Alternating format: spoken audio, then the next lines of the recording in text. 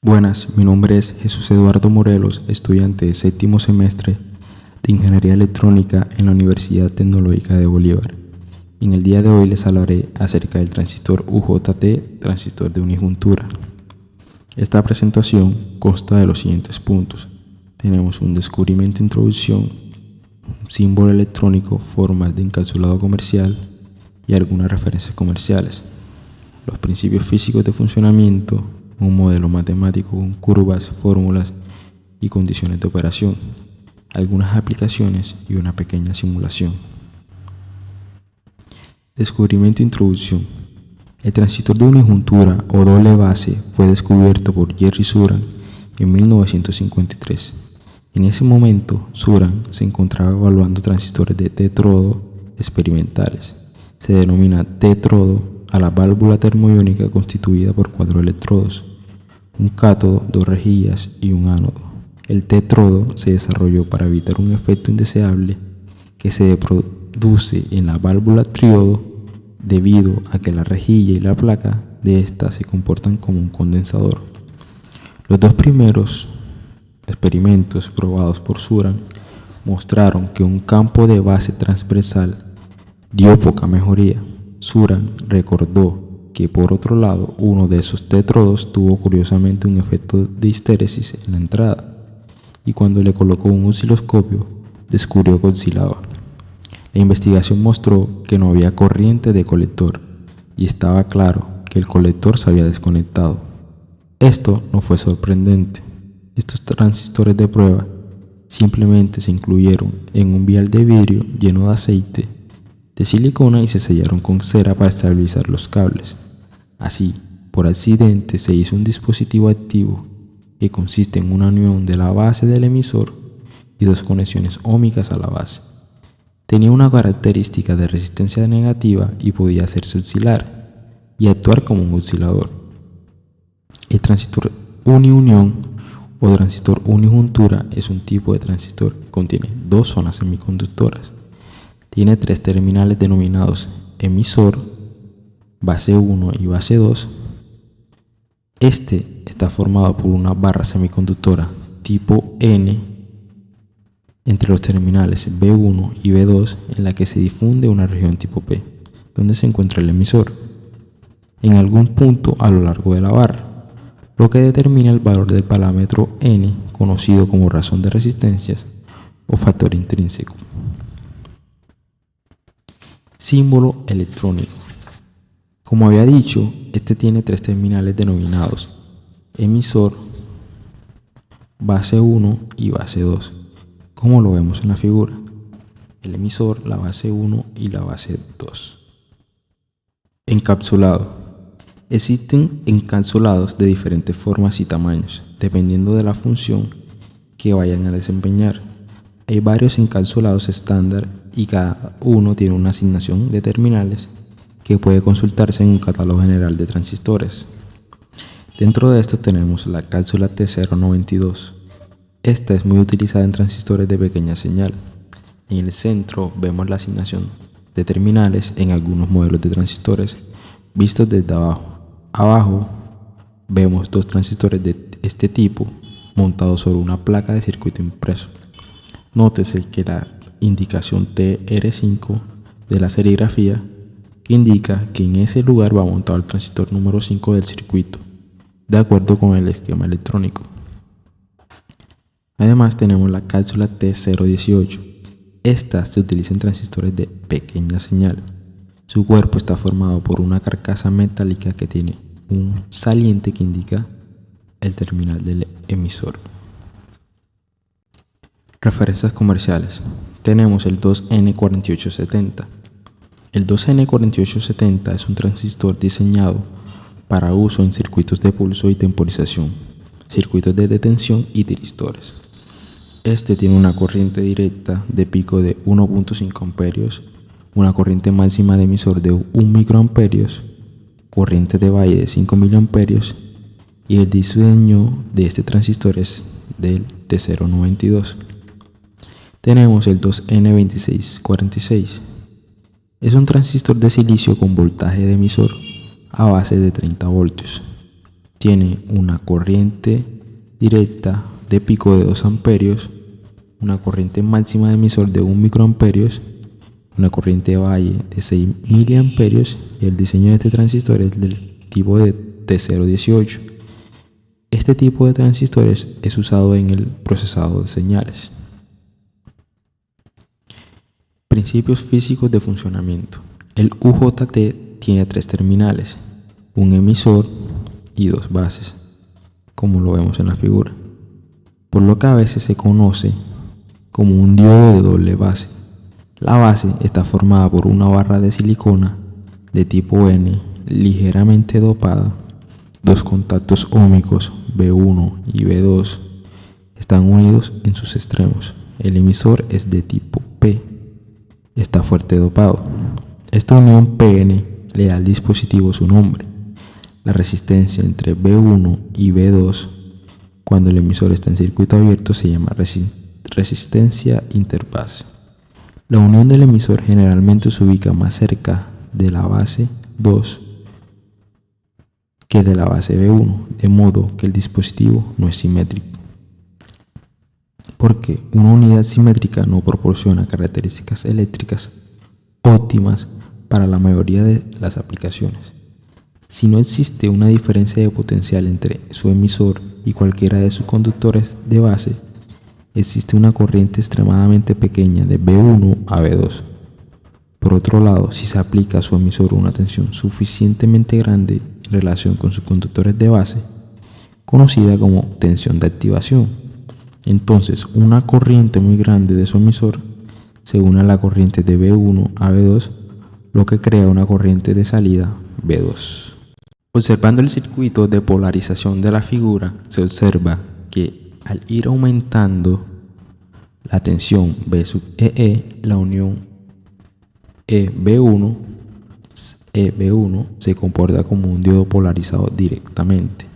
Si la tensión BEE es 0, con un valor determinado de B sub BB, circulará una corriente entre bases que originará un potencial interno en el cátodo del diodo B sub K.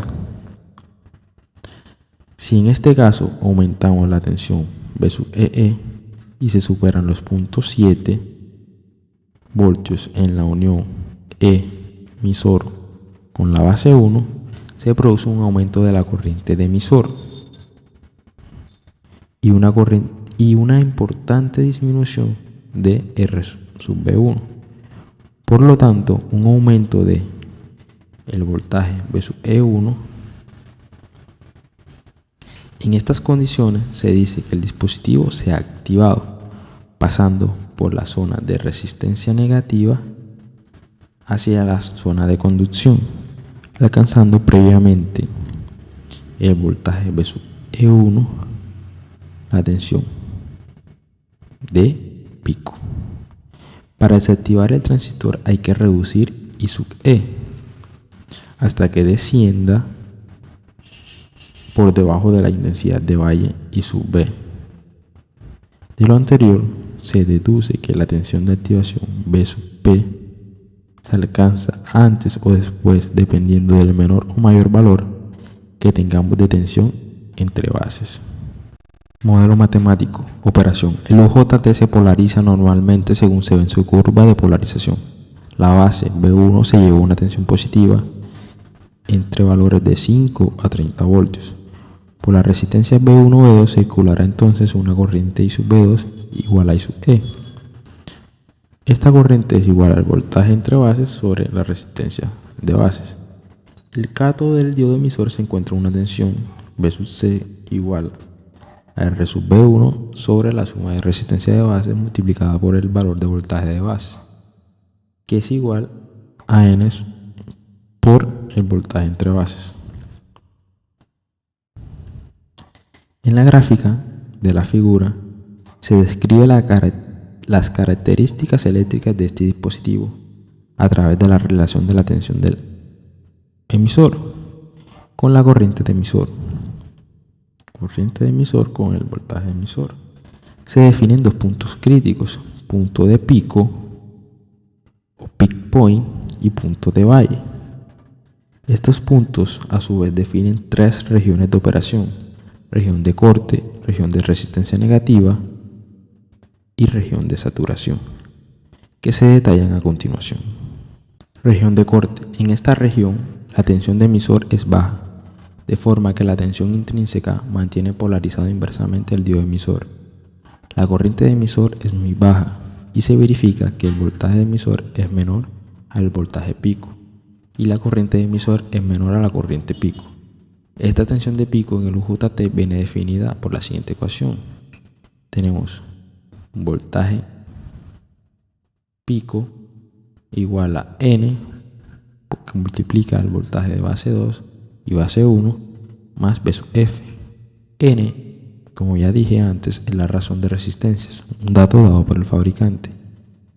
Y B sub F varía entre 0.35 a 0.7 voltios, con un valor típico de 0.5 voltios.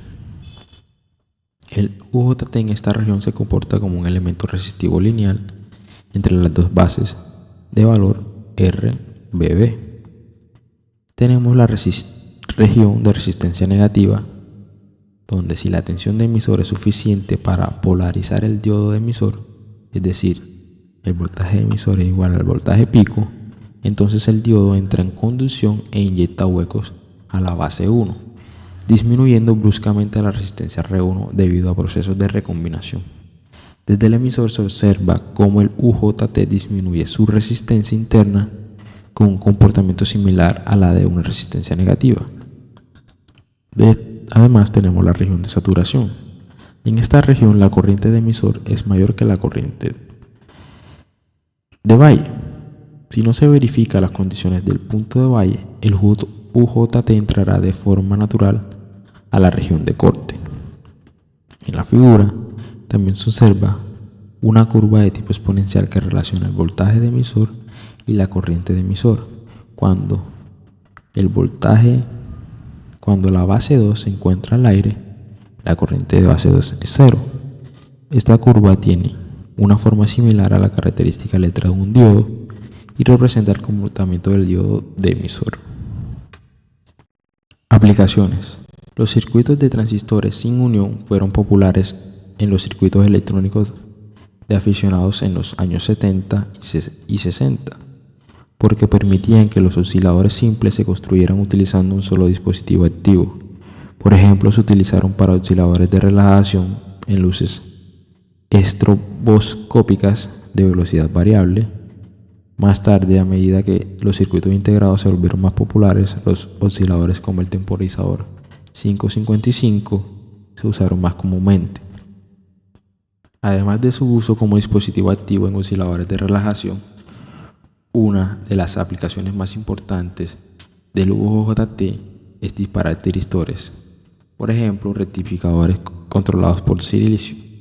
Se puede usar una tensión de corriente continua para controlar un circuito UJT de manera que el periodo de activación aumente con un aumento en la tensión de control de corriente continua.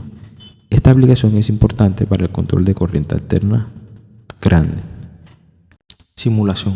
A continuación veremos el circuito de un oscilador de relajación con UJT y su simulación mediante un software. En este caso utilizaré Multisim.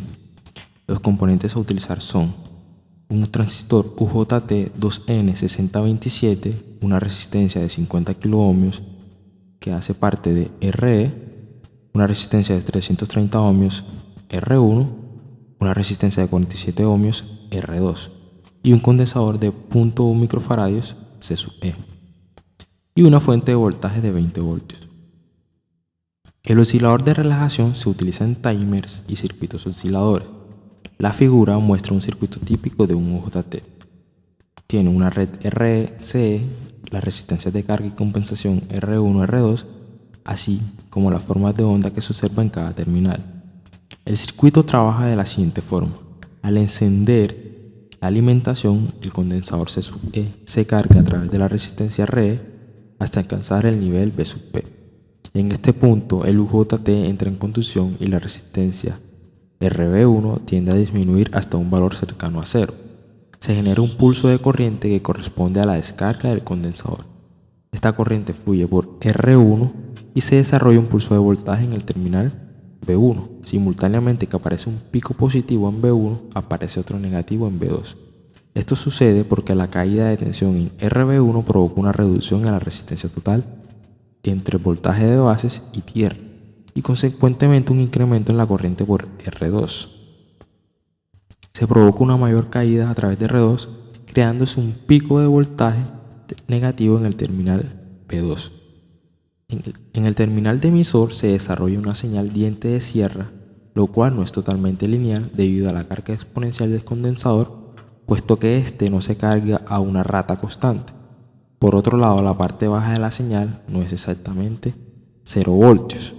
Hay dos razones por las que esto sucede. El voltaje de emisor base 1 jamás alcanza el valor 0, sino el voltaje de valle V sub V.